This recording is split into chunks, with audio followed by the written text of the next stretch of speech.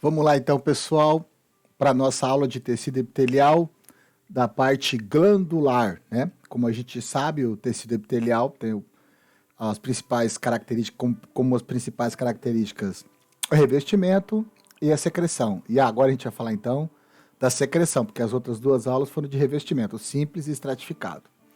Vamos lá, essa primeira parte a gente vai falar dos tipos de células, né? Os tipos de epitélios glandulares, né? Você tem epitélio glandular que é formado por uma única célula, né? Então você tem uma glândula chamada unicelular. E você tem as glândulas formadas por várias células, que podem ser divididas em dois grupos: as endócrinas, de dentro, e exócrinas, né? Exócrinas para fora, né? E endócrinas, cuja secreção é para dentro. Essa é a definição fisiológica, mas tem também uma definição morfológica, que já já a gente vai ver. Aguarde as cenas dos próximos capítulos. Vamos começar aqui pela glândula unicelular. Como o nome já fala, a glândula inteira é formada por uma única célula. Então, ela tem essa porção superior aqui, né? Onde tem o muco, que ela secreta, que é uma secreção mucosa. Sempre que uma secreção mucosa é corada por uma toxilina e eosina, ela fica clarinha, muito transparente assim, tá vendo? E se fosse uma serosa, aí seria bem escuro, né? Então, só por ser clarinho, você já sabe que a secreção é mucosa. E na base da célula, você tem o núcleo, formando como se fosse um cálice. Não parece um cálice, ó? Não parece um cálice, ó? Aqui é o núcleo dela, ó. Aqui ela começa aqui, ó, tá vendo? Forma um cálice, né? Esse cálice dá o nome a ela, caliciforme, né? Foi isso aqui que inspirou o Newton Nascimento. Tira esse cálice. Nada a ver, né? Vamos voltar para a aula, então. Ó, aqui dá para ver bem claramente o núcleo, né? O corpo dela. Isso aqui é um tecido do epitélio de revestimento do intestino, né? Aí você tem aqui, ó, as microvilosidades, tá vendo? É um epitélio colunar, né? As células, ó, o núcleo é alongado, é um epitélio colunar, né? Simples, né? Dentre as células do epitélio colunar tem a célula caliciforme, que secreta o muco, né? Que ajuda aqui a empurrar o bolo alimentar aqui no intestino, né? Vamos dar uma olhada aqui, então, o que ele fala aqui na legenda da figura, que é uma cópia do que você tem no livro aqui. Então, temos aqui um trecho de um epitélio simples colunar do revestimento interno do intestino. Em A, que é essa primeira figura aqui, na superfície apical das células epiteliais, há uma faixa mais fortemente corada, denominada estriada, né? Representada aqui pela letra BE, deve ser de borda estriada, né? Tá certo, borda estriada. Observe uma célula secretora chamada caliciforme, que parece um cálice,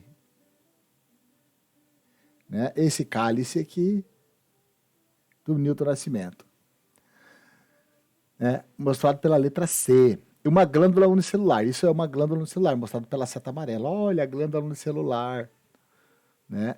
Corado com HE. Em B, a gente tem um aumento maior aqui em B, ó. Um detalhe deste epitélio mostra a borda estriada, também aqui de novo a borda estriada, né?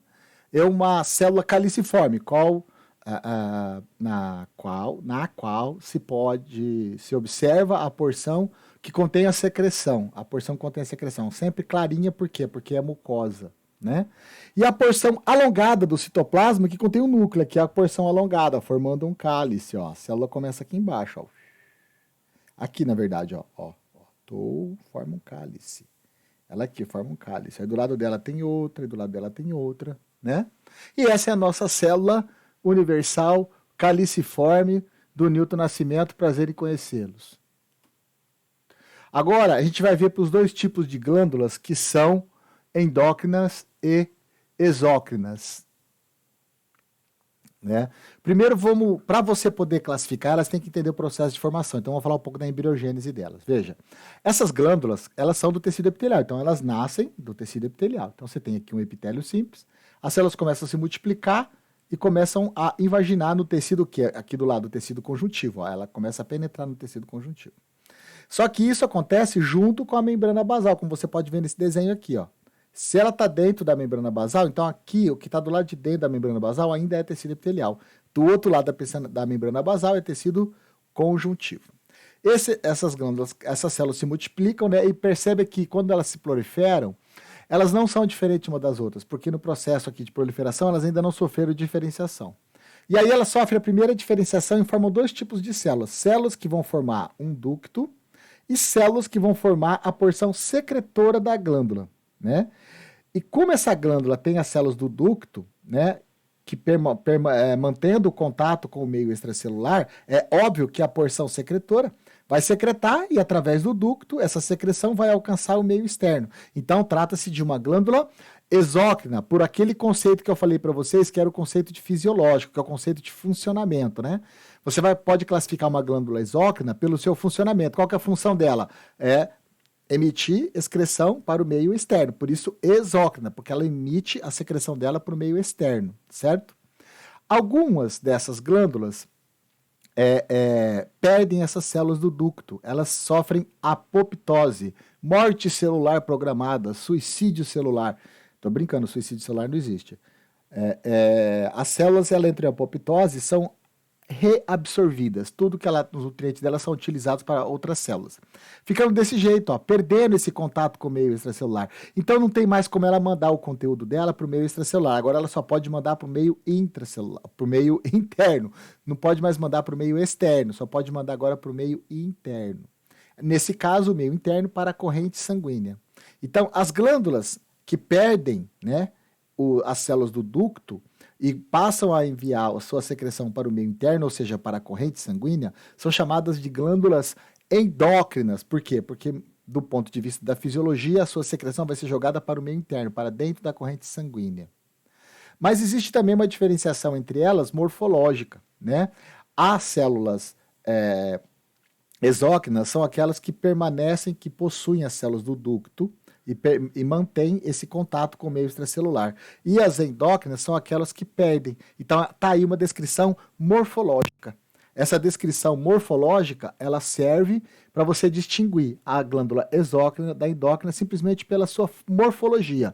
A exócrina, a que tem as células do ducto, que mantém, que permanece o ducto, e as endócrinas, as que perderam o ducto, que perderam as células do ducto, certo?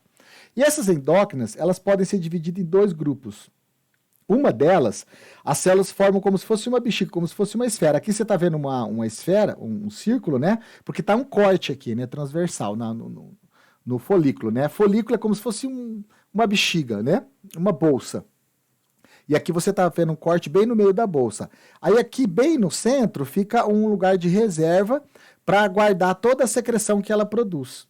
E dessa reserva, daqui desse folículo, que o líquido é enviado para a corrente sanguínea, né? Essa aqui, como ela forma o folículo, né? Ela é uma glândula endócrina folicular, porque forma um folículo. E é nesse folículo que ela armazena a sua secreção, e a sua secreção é enviada para o meio interno a partir do folículo. E existe um outro tipo que não forma folículo. As células formam um cordão, por isso elas recebem o nome de cordonal. E esse cordão se enrola nos vasos sanguíneos. Esse desenho aqui está difícil de perceber isso, né? Mas o que acontece é isso. Dá para ver melhor nas fotos reais que a gente vai ter de histologia desse tipo de glândula. Ela forma um filete que se enrola no vaso sanguíneo ou passa do lado do vaso sanguíneo, assim, paralelo com o vaso sanguíneo, e joga a sua secreção direto da própria célula para o vaso sanguíneo, não tendo um lugar de reserva, como a folicular. Ela não tem um lugar para reservar, ela produz e já joga, né? Então essa glândula, a cordonal, ela tá mais no modelo moderno de produção, né? Que você não tem os grandes estoques, né? O toyotismo, né? Nada a ver falar de história agora, professor. Então tá, então esquece o toyotismo, né? Mas aqui ela não faz reserva, né? Fica um pouquinho dentro da célula, já joga para dentro da corrente sanguínea. Aqui tem o folículo, tem reserva.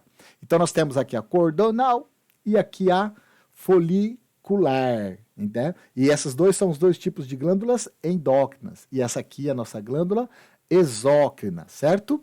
Na próxima aula, a gente vai ver os detalhes e os tipos de glândulas exócrinas. E é isso aí, pessoal.